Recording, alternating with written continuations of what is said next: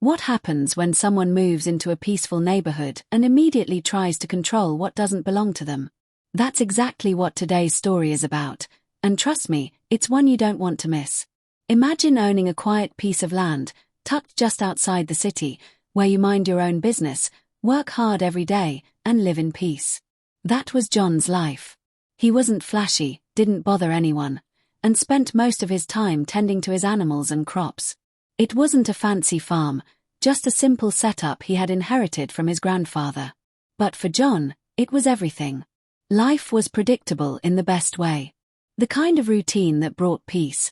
Wake up early, feed the animals, check the fences, fix what needs fixing, and maybe enjoy a quiet evening watching the sun go down behind the trees.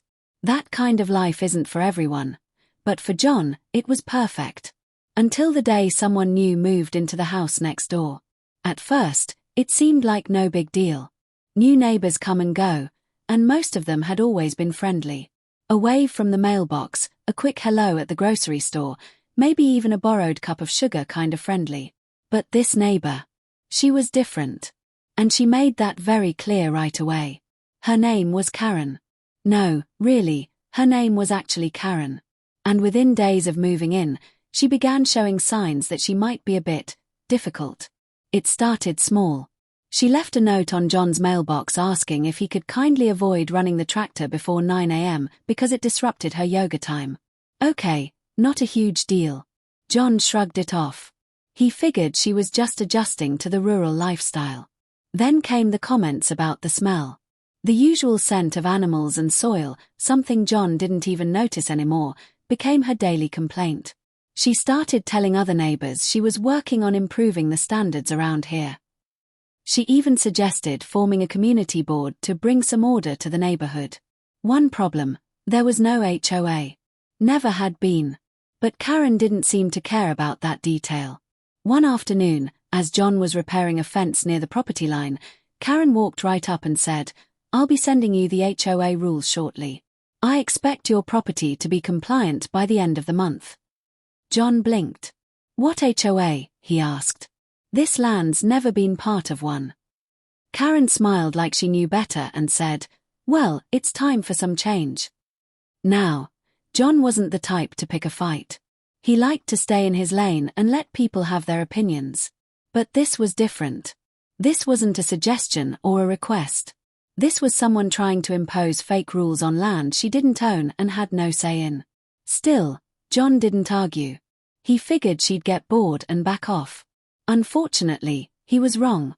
The next few days got weirder.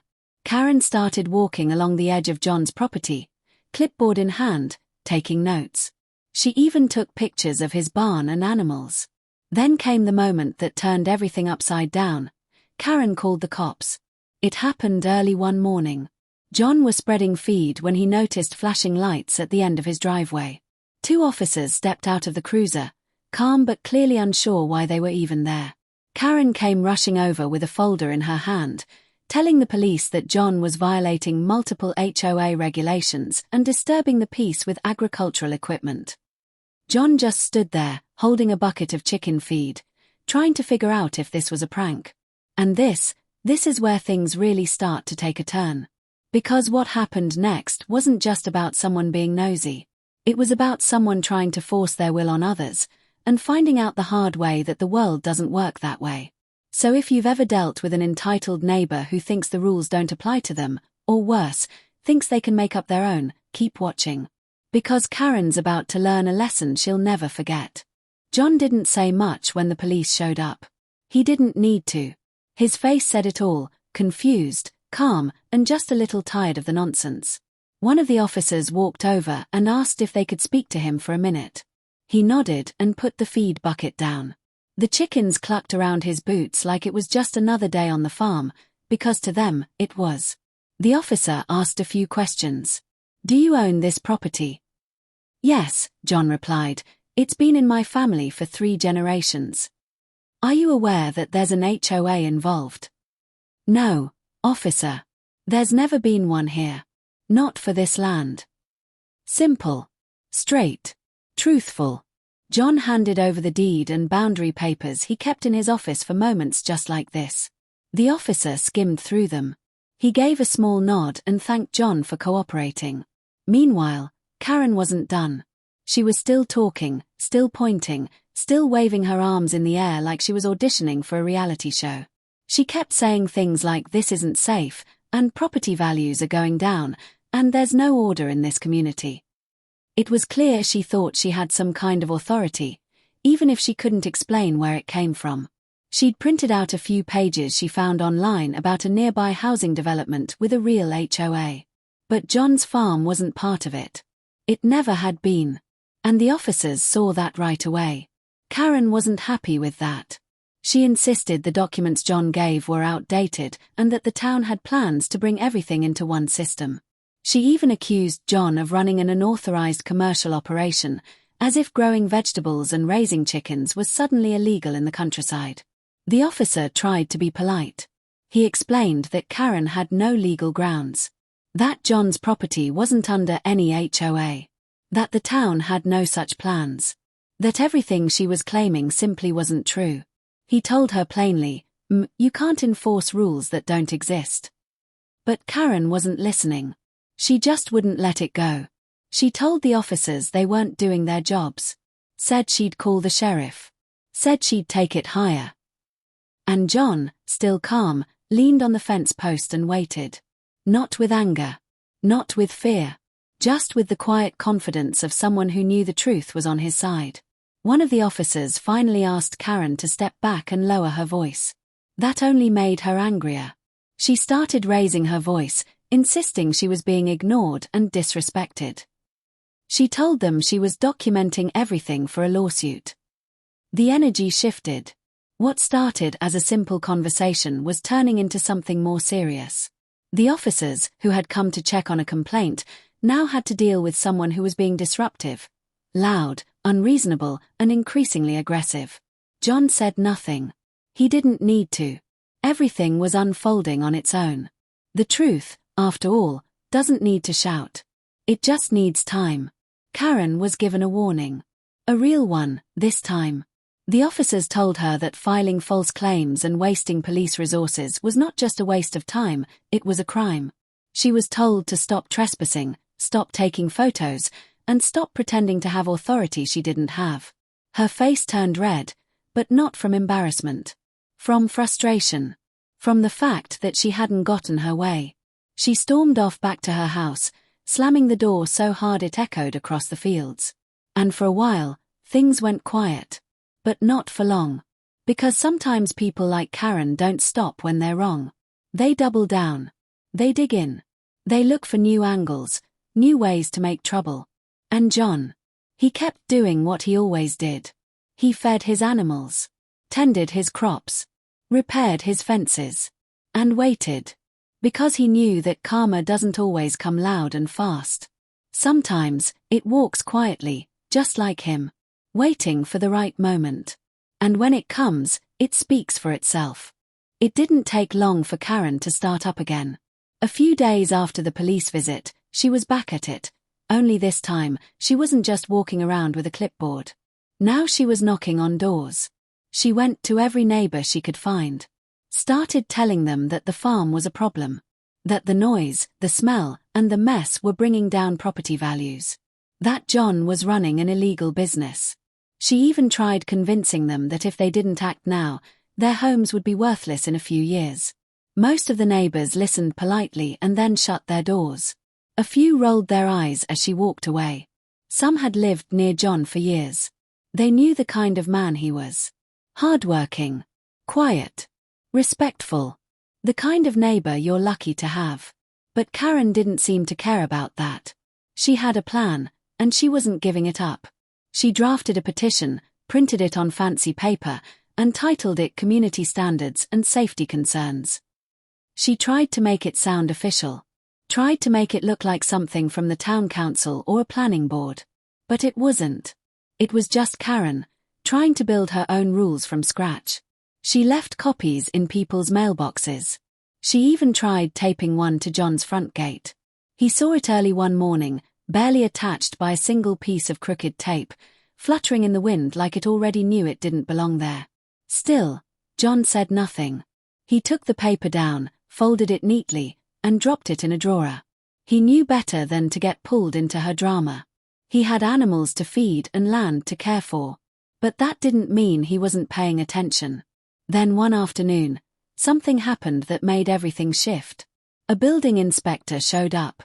The man was polite, introduced himself, and said he had received a complaint about unauthorized construction on the property. John raised an eyebrow. He hadn't built anything new in years. Just the same old barn, the same shed, the same chicken coop that had been standing since his father's time. Still, he welcomed the inspector, walked him around the land, and answered every question. The inspector nodded, took some notes, and looked more amused than concerned. He even laughed a little when John pointed out that the chicken coop had a beam with a date carved in it, 1956. The visit didn't last long. The inspector shook John's hand and said everything was fine. "Looks like someone's trying to cause trouble," he said. John just smiled and nodded. He didn't need to guess who that someone was. But here's the thing about false complaints, they leave a trail. Especially when you make them in writing, using your real name, and sign them with flair like you're proud of it.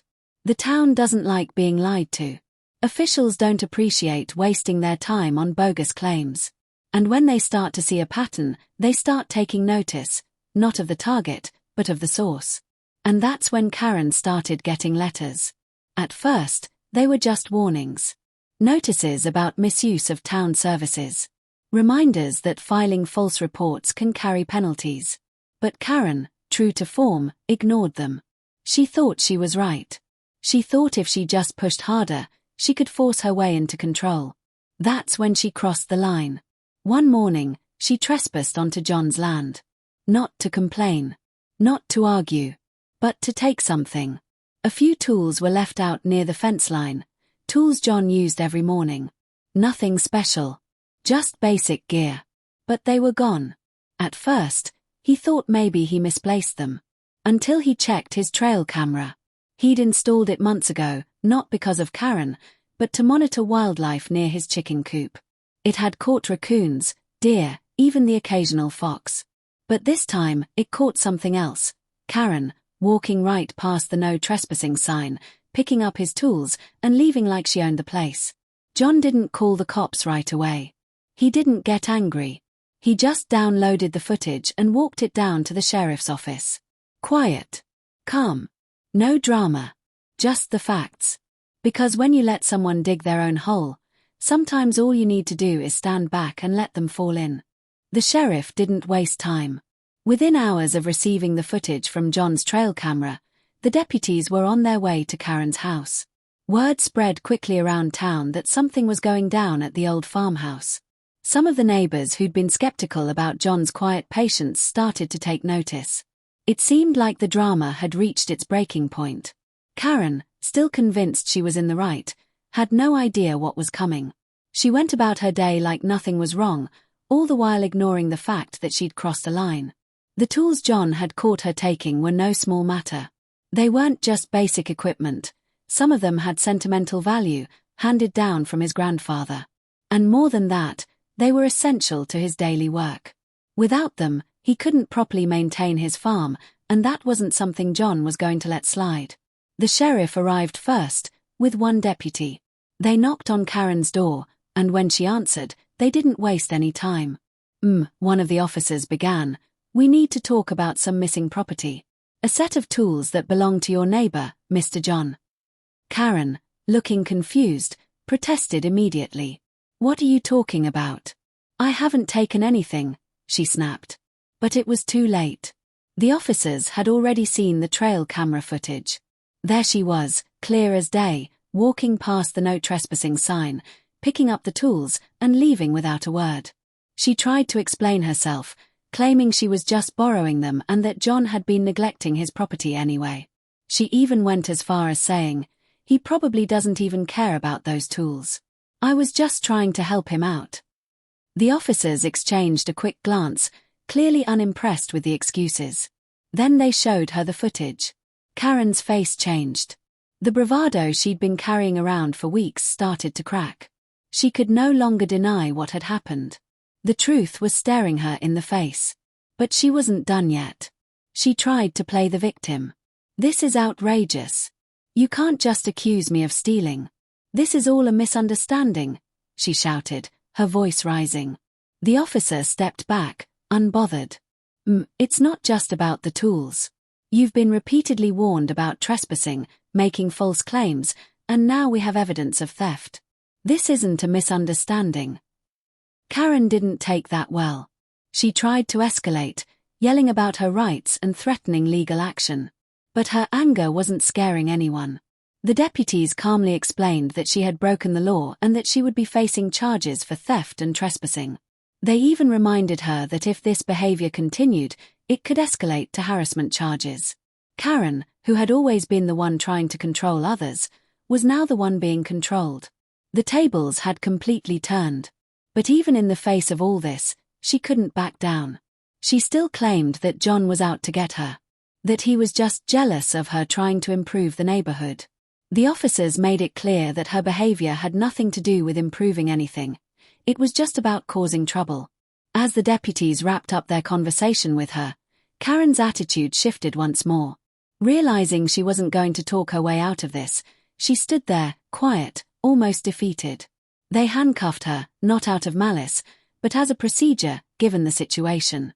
Karen was led to the patrol car, still muttering about how unfair it all was. The officers didn't argue with her. They had no time for any more of her excuses. As they drove away, John stood at his fence, watching it all unfold. He hadn't wanted this. He didn't want drama, didn't want conflict, and certainly didn't want to see Karen taken away in handcuffs. But he knew it had to happen. She had made it clear she wasn't going to stop until she got her way, and John had done everything he could to avoid confrontation. He had been patient, had tried to talk things through. But there are people who will never listen to reason, who will only push and push until the consequences hit them full force. And now, Karen was facing those consequences. For John, though, it wasn't about winning. It wasn't about revenge. It was simply about standing up for what was right. In the end, that's what made the difference. Sometimes, it's not the loudest voice or the most aggressive person who comes out on top. It's the one who holds their ground, who stays calm, and who waits for the right moment. And that moment had come. Karen, on the other hand, had pushed too far. And in the end, her actions had led her straight into the hands of the law. As for the farm, John could finally breathe easy again. The drama, for now, was over. The weeks after Karen's arrest felt oddly quiet for John. The farm went back to its usual rhythm. The animals were fed, the crops were tended to, and the sun still set over the fields like it always had. But something had shifted. The tension that had once hung thick in the air was gone, replaced by a renewed sense of peace. But Karen wasn't finished. No, she didn't just give up after the police took her away. She couldn't accept that she had lost. People like her never do. They always find a way to turn things around, no matter how much damage they've already done. It started with a phone call. A lawyer's office, calling John to let him know that Karen had hired an attorney and was planning to fight the charges. The lawyer was polite, but the message was clear. Karen wasn't going to let this go easily. She was planning to sue John for defamation and damaging her reputation by showing the police the video footage. It seemed ridiculous, but John knew that for someone like Karen, this was just another round of her personal vendetta. He wasn't scared. He had the footage, the proof, and a whole community behind him. Still, he couldn't help but feel a little frustrated. He had worked hard to keep things civil, to avoid conflict, and in the end, it had all spiraled into this ridiculous mess. But then, something unexpected happened. The town started talking. The people who had been watching the whole thing unfold began to speak up. They started sharing their own stories of Karen's behavior when she first moved in. They talked about the strange rules she tried to impose on everyone, the way she insisted on controlling the smallest details of their lives. One neighbor, an elderly woman who had lived on the same block for over 40 years, shared how Karen had come to her house one afternoon and told her that her garden didn't meet modern standards. The woman laughed at the memory, but it was clear that Karen's presence had left a bad taste in everyone's mouth. What happened next was nothing short of spectacular. Word of Karen's antics spread through the town like wildfire. It wasn't just John's neighbors who started talking, it was everyone. Karen had managed to alienate herself from nearly everyone around her. People who had initially kept quiet, not wanting to get involved, suddenly found their voices. They shared their stories with anyone who would listen. It wasn't just about John anymore. It was about the kind of person Karen had proven herself to be. And soon, people weren't just talking, they were actively siding with John. Even local businesses started to weigh in. The family-run hardware store, which had been around for generations, posted a little note on their community board that read, "Support local farms. No HOA required." It was a subtle nod to the drama that had unfolded, but it resonated with the townsfolk. It wasn't just about John's farm, it was about standing up to bullies and outsiders who thought they could come in and dictate how everyone should live. Karen, meanwhile, found herself increasingly isolated. The lawyer she hired couldn't work miracles. He had no case. He couldn't challenge the footage that showed her taking John's tools. He couldn't argue with the mounting testimonies from people who had seen her behavior firsthand. Her case began to fall apart, piece by piece, as her claims became more desperate. And then came the final blow. The town's council, having heard enough, made an official statement about the matter. They declared that they were going to take a closer look at Karen's behavior and would be reviewing her actions for potential violations of town codes. The council even hinted at possibly revoking her property rights if she continued causing trouble. It was a serious move. They made it clear that people like Karen, who tried to force their way into the community with nothing but arrogance and entitlement, had no place in their town. Karen's reputation, already in tatters, was now completely destroyed. The lawyer dropped her case, realizing it was a lost cause. No one wanted to be associated with someone who had tried to cause so much harm over petty personal grievances. By the time Karen realized how badly she had miscalculated, it was too late. The damage was done. The community had rallied around John, and the farm was safe once again. But more importantly, the town had learned a valuable lesson. When you try to force your will on others, when you push too hard and too far, eventually the truth will catch up with you. People will see through the lies. And when that happens, the consequences are far worse than anything you could have imagined. As for John, he never had to do much more than stand firm.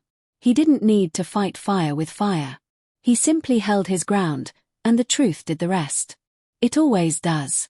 In the end, the people who try to take advantage of others are the ones who end up losing the most, and John's farm, once again, remained a peaceful haven untouched by the chaos that Karen had tried to bring. As time passed, things started to settle down. The farm returned to its peaceful rhythm, but John could tell the town was a little different now. There was a new sense of unity, a shared understanding of what it meant to be part of the community. Karen's name was rarely spoken anymore, but when it was usually followed by a chuckle or a shake of the head.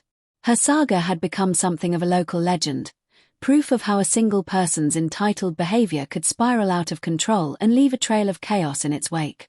But not all the effects of Karen's actions were negative. In fact, some surprising and positive changes began to unfold. For one, the town council, having seen how divided Karen's antics had made the neighborhood, took the opportunity to set some clear boundaries. They introduced a new set of community guidelines, not to impose on anyone but to prevent situations like the one with Karen from ever happening again. The guidelines encouraged neighbors to communicate openly and resolve disputes peacefully, without resorting to drama or petty power plays. And most importantly, it created a structure that reminded everyone that respect for one another's property and boundaries was key. It wasn't about being heavy-handed, it was about maintaining harmony. The new rules didn't just stay on paper either. They worked. People started to take more pride in their neighborhoods. The once quiet block where John lived began to feel more like a community again. Neighbors checked in on one another, helped each other with big projects, and even started hosting block parties just to stay connected. It was as if Karen's attempt to control everything had opened people's eyes to how important it was to protect what they had, not just from outsiders, but from anyone who tried to cause division. And what came out of that was something far more powerful: solidarity. John, ever the quiet one, watched it all unfold with a mix of disbelief and satisfaction. He'd never wanted to be in the spotlight, and he certainly never intended for his farm to be the focal point of such a public dispute. But he'd been dragged into it, and in the end, it turned out to be a catalyst for something better. People who had once kept to themselves now felt a stronger sense of belonging, and John felt a new connection to his neighbors. They'd all gone through something together, and it made them all feel like they had a stake in the future of the town. Of course, there were still whispers about Karen. After everything had settled, she had quietly moved away, her attempts at legal battles and fighting for some semblance of control over the land long abandoned. The last anyone heard, she'd tried to settle in a neighboring town, but even there, her reputation preceded her.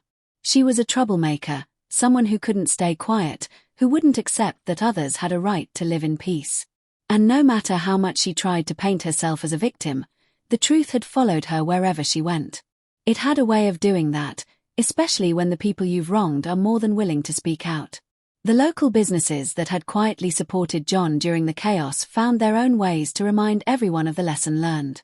The hardware store, still standing tall, began offering a community care discount to local farmers, gardeners, and small business owners, a little nod to those who worked hard to keep the town thriving. It wasn't just about the discount, it was about the message, that working together and supporting each other was what mattered most. But the changes didn't stop there. John's farm, once a small, quiet operation, had become a symbol of resilience. He started receiving calls from people all over the county, asking if they could buy his produce. His reputation had spread, not because he wanted it to, but because people respected the way he'd handled himself. Word had spread about how he stayed calm and collected in the face of unreasonable demands, how he never lost his temper or resorted to petty retaliation. In fact, some families who had been hesitant about buying from local farms started doing so more often, realizing how important it was to support the people who had been around long before any drama had started. John had never expected that his farm would become something of a local treasure, but it seemed to be becoming just that. His crops flourished, his animals thrived, and people genuinely seemed to appreciate the hard work he put into everything he did. John had always known that the farm was a part of something bigger than just himself, but now he saw it in a whole new light. The land had witnessed history, had witnessed challenges and victories far beyond any one person's experience. It was about the community and the future they were building together. And while Karen's actions had temporarily torn that community apart, it was clear that in the end, it had only made it stronger. It wasn't always about what you lost or gained in the moment. Sometimes, the biggest changes happened quietly over time, in ways you didn't expect. The real victory wasn't in winning the fight with Karen, it was in the sense of togetherness that emerged from the chaos, the kind of unity that no one could take away. The town had learned a hard lesson, but it was a lesson that would stick with them forever. When you stand up for what's right, when you respect others and their boundaries, you create something worth fighting for. And that's what they did. They fought for each other. And they won. Months passed, and John's life, for the most part, returned to its quiet rhythm. The once tense atmosphere that had surrounded the farm had melted away, replaced with the soft hum of everyday life. He spent his mornings in the fields, taking care of his crops, tending to his animals, and sometimes chatting with the neighbors as they walked by. Life felt normal again, but in the back of his mind, he couldn't shake the thought of how much had changed in such a short time. While John didn't particularly enjoy the attention his farm had garnered, he couldn't deny that the whole ordeal with Karen had shifted the way people saw him and the farm. His reputation had changed from just being a quiet farmer to someone who had stood his ground, someone who refused to let his peace be disrupted by entitled behavior. There was a sense of respect that came with that, and while John wasn't someone who craved praise or recognition, he couldn't help but notice the change. At the local cafe, where John occasionally stopped for a coffee after a long morning's work, people started to greet him with warm smiles. They weren't just neighbors. They were people who had heard the stories, who had seen how he handled the chaos. John became somewhat of a local hero, an embodiment of patience, resilience, and quiet strength. It wasn't something he sought, but it was something he now carried with him, and it felt good to be recognized for doing the right thing. The other farmers in the area had noticed the shift as well. They'd always respected John's work ethic, but now they spoke of him with a kind of admiration. His farm had become a model for how to live and work with integrity. At the local market, Customers who used to glance at his produce now flocked to his stand, eager to support a local business that had remained true to its values despite the drama. It was during one of these market visits that John had a conversation with a woman who'd been a long-time neighbor but had never really spoken much to him before. She introduced herself as Lisa and mentioned that she had a small farm on the outskirts of town. They spoke for a few minutes about farming life, nothing particularly exciting, just the usual banter about crops, weather, and the occasional joke about farm animals. But as they were about to part ways, Lisa said something that made John stop. "You know," she said, "I think you've inspired a lot of people. What you did with Karen, how you stayed calm, never got worked up, even when she was making all those false claims. It made people realize they don't have to put up with stuff like that. You've set a kind of example for all of us."